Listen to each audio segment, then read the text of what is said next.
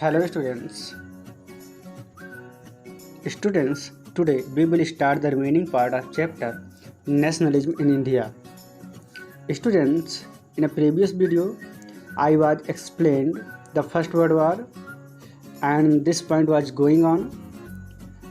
So, and also I was explained about the idea of Satyagraha. And we will start from the 1.2 heading the Rowlatt Act. देखिए students, हमने previous video में discuss किया था 1916 में महात्मा गांधी जाते हैं बेटा चंपारण में, 1917 में जाते हैं बेटा खेड़ा वो, ठीक है ना, खेड़ा डिस्ट्रिक्ट जाते हैं, जबकि वो 16 में चंपारण जाते हैं, और 1918 में बेटा वो जाते हैं अहमदा मिल वर्कर्स को सपोर्ट करने के लिए। तो यहाँ पर उन्होंने बेटा सत्याग्रह मूवमेंट चलाया था। अब हम लोग देखते हैं बेटा द राउलेट एक्ट। देखिए राउलेट एक्ट के बारे में अगर हम लोग बात करें तो सबसे पहले कुछ इसके बैकग्राउंड में भी जाना पड़ेगा हमको।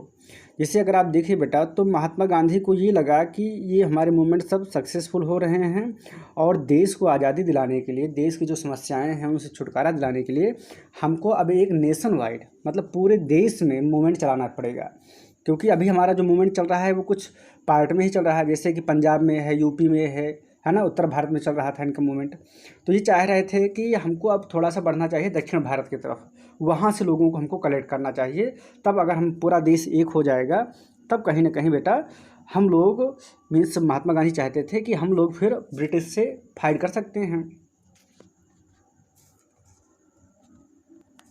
लेकिन बट कौन सा मूवमेंट स्टार्ट करें, तो उसी समय होता क्या है बेटा कि 1919 में एक एक्ट पास किया जाता है ब्रिटिश असेंबली के थ्रू, इंपीरियल लेजिस्लेटिव काउंसिल के थ्रू, जिसका नाम होता है राउलेट एक्ट।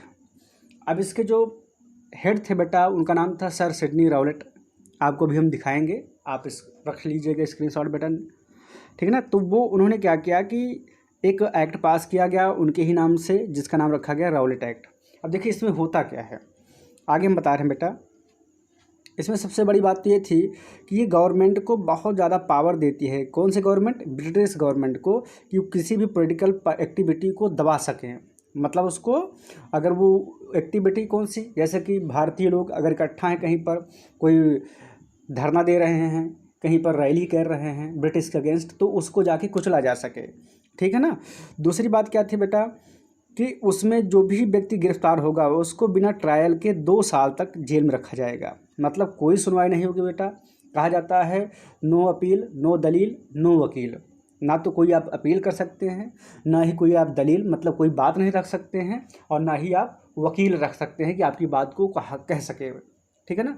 तो जब इतना ज़्यादा हो गया तो जहाँ पर भी लोगों को देखा जाए, लोग इकट्ठा रहें भारतीय लोग, वहाँ पर जाके ब्रिटिश पुलिस उन पर लाठीचार्ज कर देती, उनको मारती, उनको उठा के जेल में डाल देती। तो बहुत बड़ी जो है बेटा दिक्कत चल रही थी उस समय पर। अब महात्मा गांधी को लगा कि अब बहुत हो चुका है, अब हमको स्टार्ट करना ही पड़ेगा नेशनल वाइड मूवमेंट। तब बेटा क्या हुआ कि Mahatma Gandhi wanted non violence civil disobedience against such unjust law which would start with hartal on 6 April. हड़ताल आप लोग जानते होंगे ना, कि जहाँ पर काम बंद कर दिया जाता है, फैक्ट्री में ताला लगा दिया जाता है और सभी वर्कर्स रोड पे बैठ जाते हैं कि आज से हम वर्क नहीं करेंगे, ये तो हमारी डिमांड को फुलफ़िल किया जाए। तो ये जो अनजस्ट फुल लॉ था बेटा, अन्याय का जो लॉ बना हुआ था ये, इसके खिलाफ महात्मा गांधी ने 6 अप्रैल से ही स्टार्ट कर दिया अपना वर्क। अब देखिए इसमें कहा गया कि नॉन वायलेंस मतलब अहिंसात्मक, हमको बैठे रहना है चुपचाप, अपनी बातों को कहना है ब्रिटिश गवर्नमेंट से, और ब्रिटिश गवर्नमेंट मेरी बातों को ज़रूर मानेगी। और क्या था बेटा? सिविल डिसओबीडियंस, है ना, सबने अवज्ञा, मतलब हमें आज्ञा नहीं मानना है, अवज्ञा करना है। मतलब उन्होंने कहा है कि आप लोग इकट्ठा नहीं हो सकते हैं, आप लोग कोई बात नहीं कर सकते हैं, पॉलिटिकल एक्टिविटी नहीं कर सकते हैं, हम लोग सब करेंगे, ठीक है ना, लेकिन हम फाइट नहीं करेंगे, हम हथियार नहीं उठाएंगे। अब होता क्या है बेटा, इसके लिए स्टार्ट हो जाता है प्रोग्राम। अब आप लोग इन सब कुछ पॉइंट को आप लोग हाईलाइट कर लीजिएगा अपने बुक में। जैसे कि rallies were organized in various cities, पहला पॉइंट आपका हो जाएगा। जैसे आता है ना कि what was done by the Indians against the Rowlatt act. तो क्या होता है कि रैलीज ऑर्गेनाइज किए जाते हैं। Workers went on strike in a railway workshop, है ना, तो वर्कर्स जो थे बेटा वो स्ट्राइक चले जाते हैं। शॉप्स वर क्लोज डाउन, दुकानें बंद कर दी जाती हैं बेटा। तो होता क्या है बेटा कि इनके साथ साथ में और भी कई चीज़, जैसे रेलवे लाइन को तोड़ दिया जाता है, टेलीफोन व्यवस्थाओं को भी तोड़ दिया जाता है, जिससे ब्रिटिश कहीं संपर्क न स्थापित कर सकें, है ना। तो इस तरीके से पूरे देश में बेटा बहुत ज़्यादा घमासान मच जाता है। अब जब ये सब होगा तो क्या ब्रिटिश हाथ पर हाथ धर के बैठे रहेंगे? नहीं। उन्होंने क्या किया कि सभी लोकल लीडर्स को बेटा उन्होंने अरेस्ट कर लिया। जितने भी लोकल लीडर्स थे बेटा उनको अरेस्ट कर दिया गया। महात्मा गांधी को दिल्ली में ही रख दिया गया, वो एंटर नहीं कर सकते थे कहीं और, है ना। होता क्या बेटा कि on 10 April the police in Amritsar fired upon a peaceful. तो होता क्या है कि बेटा 10 अप्रैल को अमृतसर में शांतिपूर्वक कुछ लोग धरना प्रदर्शन कर रहे थे बेटा, उन पर फायरिंग कर दी जाती है, जिसके एवज में बेटा पूरे देश में बहुत ज़्यादा वायलेंस होने लगता है। बैंकों को तोड़ दिया जाता है, पोस्ट ऑफिस को, रेलवेज को, है ना। फिर इन सबको देखते हुए लगा कि कंडीशन क्या है, कंट्रोल में नहीं आएगी। जब कंट्रोल में नहीं आएगी तो फिर क्या हुआ बेटा, मार्शल लॉ इम्पोज कर दिया गया। और उसके हेड बनाए गए कौन बेटा, उस समय जनरल डायर। अब बेटा होता क्या है कि पूरे देश मतलब पूरे पंजाब एरिया में, ठीक है ना, मार्शल लॉ लागू कर दिया जाता है। अब होता क्या है कि बेटा उसी समय 13 अप्रैल को, ये डेट आपको याद रखना है, ठीक है ना बेटा, 13 अप्रैल को जलियांवाला बाग इंसिडेंट होता है। देखिए जलियांवाला बाग क्या है बेटा कि एक जल्ली नाम के व्यक्ति थे पंजाब में, है ना, उनकी कुछ प्रॉपर्टी थी, तो उन्हीं के नाम से जलियांवाला बाग जाना जाता था। अभी हम आपको इमेज में दिखाते हैं बेटा। देखिए होता क्या है बेटा कि उस बाग में मतलब on that day a large crowd gathered in enclosed ground of Jallianwala Bagh. Some came to protest against the government's new repressive measures, others had to come attend the annual Baisakhi fair. देखिए था क्या बेटा कि एक जलियांवाला बाग ऐसे था जो चारों तरफ से बंद था, बहुत बड़ा बाग था बेटा, बट एक ही रास्ता उसमें था निकलने के लिए, ठीक है ना। तो इस मेले में बहुत से लोग आए, ठीक है ना, बैसाखी का दिन था, मेला लगा हुआ था बेटा, है ना, सब लोग उस मेले में आते हैं, ज्वाइन करते हैं।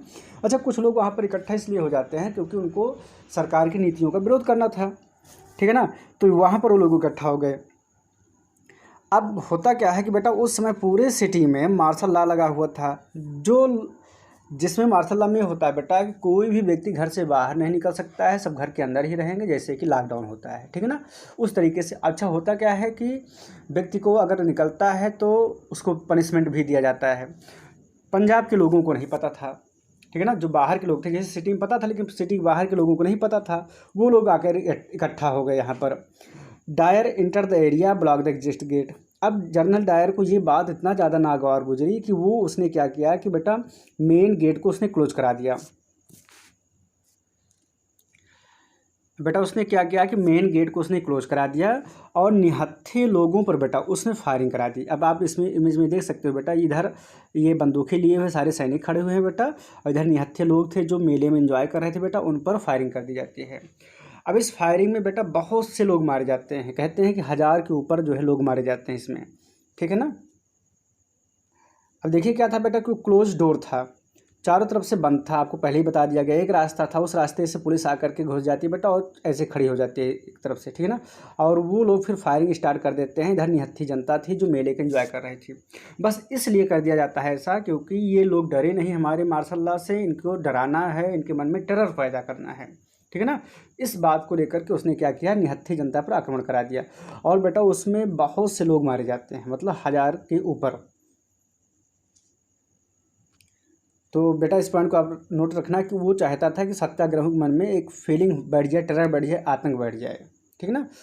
तो as the news of the Jallianwala Bagh spread, crowd took the street in the many north Indian towns. अब देखिए जब जलियांवाला बाग मैसेकर की बात पता चलती है पूरे देश को, तो होता क्या है कि बहुत बड़े मात्रा में लोग सड़कों पे आ जाते हैं, है ना।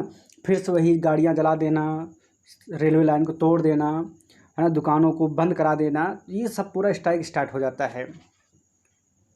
अब फिर होता क्या बेटा, strike, clash with the police, attack on the government buildings, लोग गवर्नमेंट बिल्डिंग को तोड़ने लगते हैं, पुलिस से उनकी फाइटिंग होने लगती है। बेटा जब ये सब होने लगता है तो होता क्या है कि फिर गवर्नमेंट एक ब्रुटाल रिप्रेशन स्टार्ट करती है, मतलब निर्दयता पूर्वक दबाना किसी चीज़ को, ठीक है ना, और वो सारी चीज़ों हद में पार कर देती है अमानवीयता की। जैसे कि क्या करती है कि सत्याग्रहियों को rub their noses on the ground, सत्याग्रहियों को जैसे कहीं मिल जाते थे या कोई भी इंडियन व्यक्ति मिल जाता था उस समय पर, तो उसको ज़मीन पर चलाया जाता था और उसे नाक रगड़वाई जाती थी। जैसे कि आप बेटा इस इमेज में देख सकते हो, यहाँ पे देखिए 2 पुलिस वाले हैं और एक व्यक्ति को घुटनों के बल चलाया जा रहा है, और यही नहीं उससे नाक भी रगड़वाई जा रही है, ठीक है ना। इसलिए क्योंकि आप ये समझ सको कि कि मतलब आप क्यों निकले, जब गवर्नमेंट का रूल इतना शासन इतना टाइट था तो आप निकले क्यों, ठीक है ना। दूसरी बात, ये डर पैदा किया जा रहा है कि कोई भी ब्रिटिश गवर्नमेंट के अगेंस्ट ना बोल पाए। उसके बाद क्या हुआ बेटा कि उनको नाक रगड़ने के लिए ग्राउंड पर क्राउल ऑन द स्ट्रीट, है ना, रेंग के चलना, सलाम सैल्यूट करना किसको, जो पुलिस वाले हैं। पीपल्स वर फ्लॉग्ड एंड लोगों कोड़े मारे जाने लगे, है ना, गांवों को जला दिया जाने लगा, मतलब उन पर बम फेंका जाने लगा, ठीक है ना।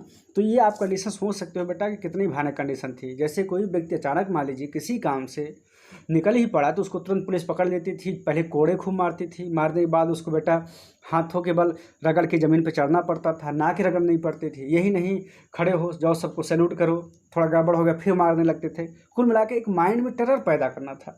अब आप सोच सकते हो बेटा कि हमारे ही देश में ब्रिटिश हम पर कितना जुल्म करते थे। Seeing violence spread, Mahatma Gandhi called off the movement. Mahatma Gandhi को जब ये लगा कि मूवमेंट बहुत ही भयानक स्तर से गुजर रहा है हमारा सत्याग्रह मूवमेंट, तो उन्होंने फिर क्या किया बेटा, इसको बंद कर दिया। अब यहाँ पर जो उनके सपोर्टर थे बेटा वो नाराज़ हो गए कि हम लोग तो इतना मार खा रहे हैं और अचानक आपने कोई मूवमेंट स्टार्ट किया, फिर उसको आपने क्यों बंद कर दिया। While the Rowlatt satyagraha had been the wide spread movement, it still limited mostly to city and towns. देखिए बेटा ये जो मूवमेंट था ये शहर और गाँव तक ही लगभग सीमित रहा, मतलब ये कह सकते हैं आप कि शहरों तक ही सीमित रहा, गाँव तक नहीं जा पाया। तो यहाँ पर एक बात ये भी ध्यान रखने वाली थी कि महात्मा गांधी को ये भी लगा कि जब तक हिंदू मुस्लिम एक नहीं होते हैं तब तक शायद इस मूवमेंट को लेकर चलना मुश्किल है। अब देखिए होता क्या है कि उसी समय first world war had ended and defeated the Ottoman Turkey. 1918 में, है ना, जो वार होता है उस वार में ओटोमन एम्पायर हार जाता है। हमने बताया था ओटोमन एम्पायर मतलब है तुर्की देश हार जाता है। And there were rumors that a harsh peace treaty was going to impose on the Ottoman Emperor, the spiritual head Islamic word of the Khalifa। अब ये हुआ कि जब हार गए तो इनसे जीता कौन था, इनसे ब्रिटिश लोग जीते थे और तुर्की से। तब ये हुआ कि ब्रिटिश ने उनके ऊपर एक हार्श ट्रीटी, मतलब एक उन्होंने ऐसी नियम लागू कर दिया उनके ऊपर, उनके जो वहाँ के स्पिरिचुअल हेड थे जिनको खलीफा बोला जाता है। खलीफा मतलब होता है बेटा the spiritual head of Muslim religions are the Islam, ठीक है ना। तो खलीफा के ऊपर उन्होंने क्या किया कि वहाँ की मस्जिदों को उन्होंने बंद करा दिया, खलीफा को उठा कर उन्होंने जेल में डाल दिया। अब इस तरीके से क्या था कि पूरे वर्ल्ड के मुस्लिम जो थे अगेंस्ट हो गए ब्रिटिश के। जब ब्रिटिश के अगेंस्ट हो गए तो वही कंडीशन भारत में भी हुई, है ना। भारत में भी धरना प्रदर्शन होने लगा मुस्लिम मीन्स ब्रिटिश के खिलाफ कि आपने हमारे रिलीजियस गुरु को बंद क्यों किया, या आपने हमारे जो खलीफा का ज़मीन थी, जो मस्जिद थी, आपने उसको बंद क्यों करवा दिया। तो यही समय था कि हिंदू और मुस्लिम को एक करने का। फिर होता क्या बेटा कि एक Khilafat committee was formed in Bombay March 1919। यहाँ पर आपको ध्यान रखना है कि in which year the Khilafat committee was formed, your answer March 1919। A young generation of Muslim leaders brothers Mohammad Ali and Shaukat Ali, ये भी कहा जाता है बेटा कि मुस्लिम ब्रदर्स, तो यहाँ पर आपको ध्यान रखना है मोहम्मद अली एंड शौकत अली। तो who establish the Khilafat committee, your answer Mohammad Ali and Shaukat Ali. तो इन दोनों लोगों ने मिलकर के मार्च 1919 में खिलाफत कमेटी का गठन किया। अब आपको पता ही होगा कि इन्होंने क्यों गठित किया खिलाफत, क्योंकि खिलाफत मतलब हुआ खलीफा, ठीक है ना। खलीफा को सपोर्ट करने के लिए इन्होंने खिलाफत कमेटी का गठन किया। इसमें देश भर के मुस्लिमों को जोड़ा गया तथा साथ ही ये भी प्रयास किया गया कि अंग्रेज़ों से हमको कैसे जीतना है, कैसे हटाना है। तो इन लोगों ने भी समझा कि हमको हिंदुओं को साथ लेना पड़ेगा, और उधर महात्मा गांधी को भी लगा कि अब इस बहाने हिंदू और मुस्लिम में एकता हो जाएगी, तो कहीं ना कहीं हमारा देश यूनाइटेड हो जाएगा और हम ब्रिटिश को भारत देश से निकाल सकते हैं। तो हुआ क्या कि बेटा कांग्रेस का सेशन था सितंबर 1920 में, वहाँ पर महात्मा गांधी ने अपनी बात रखी और वहाँ पर ये बात एक्सेप्ट कर ली गई कि ठीक है अब हम लोग जो चलाएंगे बेटा वो चलाएंगे non cooperation movement in support of Khilafat as well as for the swaraj. स्वराज मतलब अपना राज अर्थात देश की आज़ादी के लिए। स्टूडेंट्स अब हम लोग डिस्कस करते हैं why non cooperation and non cooperation ही क्यों। देखिए महात्मा गांधी की एक बहुत फेमस बुक है जिसका नाम है हिंद स्वराज। ये बेटा कई बार पूछा जाता है who wrote the Hind Swaraj, your answer Mahatma Gandhi. Mahatma Gandhi ने उसमें लिखा था कि हमें British rules establish in India was cooperative of Indians and had to survive only because of this cooperation. देखिए यहाँ पर उन्होंने लिखा था कि भारत में जो ब्रिटिश का रूल है वो केवल और केवल भारतीयों के सपोर्ट से है। अगर भारतीयों का सपोर्ट ना करें तो ब्रिटिश का यहाँ पर कोई मतलब ही नहीं रह जाएगा, ठीक है ना। अगर आप वैसे भी देखिए बेटा तो 1857 की जो क्रांति हुई थी बेटा उसको दबाना ब्रिटिश के लिए आसान बात नहीं थी। बट हुआ क्या कि फिर ब्रिटिश ने हमारे यहाँ के राजाओं का सपोर्ट लिया, जैसे ग्वालियर के सिंधिया है ना, हैदराबाद के निज़ाम, कश्मीर के राजा, नेपाल के राजा, इन लोगों ने सपोर्ट किया उस समय किसका, अंग्रेज़ों का। और इन लोगों ने ही हमारे ऊपर शासन मतलब हम लोगों को रिप्रेस कर दिया, तब ये जीत चुके थे, जीत गए, अदरवाइज जीतना इनका मुश्किल था। तो वही महात्मा गांधी ने कहा कि भारत में अगर ब्रिटिश हैं तो कहीं ना कहीं हमारे लोगों के सपोर्ट से हैं। अगर हम ही लोग उनका सपोर्ट करना बंद कर दें तो वो अगले 24 घंटे में यहाँ से बोरिया बिस्तरा बांध करके ब्रिटेन पहुँच जाएंगे, देर नहीं करेंगे। If Indians refuse to cooperate, अगर भारतीय उनका सपोर्ट करने से मना कर देते हैं, British rule in India would collapse with in a years and Swaraj would come. तो मतलब साल के अंदर ब्रिटिश यहाँ से निकल लेंगे और स्वराज जल्दी आ जाएगा। अब देखिए सबसे पहले बेटा समझ लो कि नॉन कोऑपरेशन होता क्या है। नॉन कोऑपरेशन मतलब होता है असहयोग, ठीक है ना। कोऑपरेशन मतलब होता है जैसे किसी का सहयोग करना, सपोर्ट करना, ठीक है ना। नॉन मतलब सहयोग ना करना, तो किसी का सहयोग ना करना क्या हो गया बेटा, असहयोग हो गया, हमें किसी का सपोर्ट नहीं करना है। तो इस तरीके से महात्मा गांधी ने लोगों का आह्वान किया और उन लोगों ने महात्मा गांधी के कहने पर बायोकाट मूवमेंट चलाया। इस बायोकाट मूवमेंट में क्या हुआ कि सिविल सर्विस को लोग छोड़ दिए, आर्मी को लोग छोड़ने लगे, क्योंकि सिविल सर्विस वो भी ब्रिटिश की थी, आर्मी भी ब्रिटिश की उसमें थी, पुलिस भी ब्रिटिश का था। तो अगर हम लोग नहीं भर्ती होंगे पुलिस में तो वो लोगों को लाएंगे कहाँ से, क्या ब्रिटेन से थोड़ी लेके आएंगे यहाँ पुलिस बनाने के लिए, है ना। कोर्ट्स, लेजिस्लेटिव काउंसिल्स सभी में हम ही लोग भारतीय थे, सब भारतीय अपना रिजाइन देने लगे, स्कूल से रिजाइन देने लगे बेटा। फॉरेन गुड का लोगों ने बहिष्कार करना स्टार्ट कर दिया, जैसे आज हम लोग चाइनीज़ गुड्स का बहिष्कार करते हैं, नहीं परचेज करते हैं, तो उससे भी कहीं बड़ा मूवमेंट स्टार्ट हो चुका था उस समय, फॉरेन गुड को हमको परचेज नहीं करना है। इस तरीके से होता क्या है बेटा कि बहुत बड़ी मात्रा में 1920 तक महात्मा गांधी और शौकत अली मिलकर के बहुत बड़ा सा मूवमेंट स्टार्ट कर देते हैं पूरे देश में, ठीक है ना। अच्छा कुछ लोगों ने, कांग्रेस जो लोग थे बेटा उन्होंने क्या किया, बायोकाट किया काउंसिल इलेक्शन का schedule for the November 1920 and they fear that the movement might lead to popular violence, ठीक है ना। तो ये क्या हुआ कि इन लोगों ने बेटा जो ब्रिटिश चुनाव कराते थे उसका भी इन लोगों ने बहिष्कार कर दिया, जो काउंसिल का चुनाव इलेक्शन होता था, ठीक है ना। और ये भी डर था कि कहीं ऐसा ना हो कि जो मूवमेंट चल रहा है कहीं वायलेंस हिंसात्मक ना हो जाए, मतलब जो आज शांतिपूर्वक चल रहा है कल के ऐसा ना हो कि इसमें मार काट होने लगे। तो बेटा होता क्या है कि finally at the Congress session at Nagpur in December 1920। अब आपको यहाँ पर ध्यान रखना है, कभी मैप में यही भरने के लिए आता है नागपुर सेशन, तो वो आएगा तो आपको उसमें 1920 ईयर भरना पड़ेगा, या कांग्रेस सेशन ऑफ दिसंबर 1920 वो दे देते हैं मैप में, आप दिखाओ कांग्रेस का सेशन जो दिसंबर 1920 में हुआ था, तब आपको नागपुर भरना है बेटा, ठीक है ना, महाराष्ट्र के बगल में। Compromise was work out as and the non cooperative programme was adopted. तो उस सेशन बेटा नॉन कोऑपरेटिव मूवमेंट को, है ना, जो एक्टिविटीज चल रही थी उनको अडॉप्ट किया गया कि हम लोग हाँ इसको फॉलो करते रहेंगे। इस तरीके से बेटा अब हम लोग देखेंगे कि how did the movement unfold, मतलब यह असहयोग आंदोलन किस तरीके से चला, हु पार्टिसिपेट इन, कौन कौन से लोगों ने इसमें पार्टिसिपेट किया, और किस तरीके से सोशल ग्रुप्स ने इस आइडिया को अपने तरीके से अडॉप्ट किया, मतलब जो असहयोग आंदोलन था इसमें जो सोशल ग्रुप थे उन्होंने कैसे इसका सपोर्ट किया। This is the image of non cooperation movement. Boycott of foreign cloth July 1922, ठीक है ना। इसमें विदेशी कपड़ों का बहिष्कार किया जा रहा है और चरखे को अडॉप्ट किया जा रहा है। चरखा मतलब स्वदेशी। स्टूडेंट्स, कुछ इंपॉर्टेंट नोट्स हैं बेटा जो आपके काम बहुत आएंगे, सो इनका स्क्रीनशॉट आप लोग रख लीजिए बेटा।